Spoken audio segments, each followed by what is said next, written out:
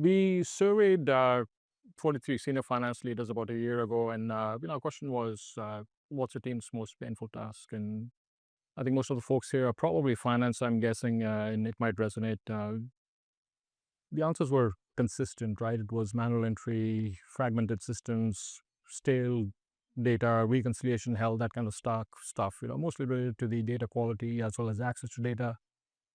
What we didn't hear from anyone was we need better technology. So everyone described symptoms. And almost every symptom traced back to architecture decisions that were made often without the finance person in the room, right? So that's what we're going to focus on today. This is a good slide coming up here on the iceberg front. And so when we're talking about, when we say iceberg, I think it's the architecture that is beneath the surface that we're really going to be talking about today. Most organizations, especially in the finance side, are focusing on the top 10% visible piece of the iceberg, and that's dashboards, right? It's the ability to see the things, the Excel pane, exporting data when it's not available.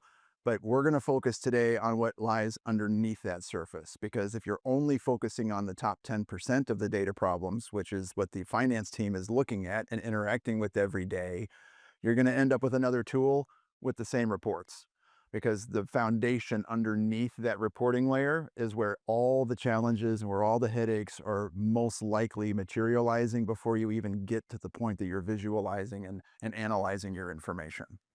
Well, there are some common reasons in my experience, and I've been a CFO or senior finance leader and a CFO for about 30 years before I got into the technology practice side of it. And these are very consistent with the experience, and I'm guessing a lot of you have similar experiences. Four big reasons come to mind, right? One is jargon. Words are thrown around and they sound fancy and there's a promise behind them, but they're often designed to end conversations, not allow conversation to continue. The second, and this is the reality, is right, there's a bit of tool worship. And I hate to say it, resume building. The latest toy often gets the most attention, and there's a promise that's attached to it. Often finance is involved late, usually at the budget approval or the expense approval stage. And by that time, the decision is made. And going back to the jargon in a second, often it's too late anyway, right? And finally, when there's a problem, it's about symptom hunting, right? So you have a problem with the data quality, focus on the data quality, not fixing it at source, right? So by the time the invoice really hits the desk of finance, the foundation has already been laid and it's too late.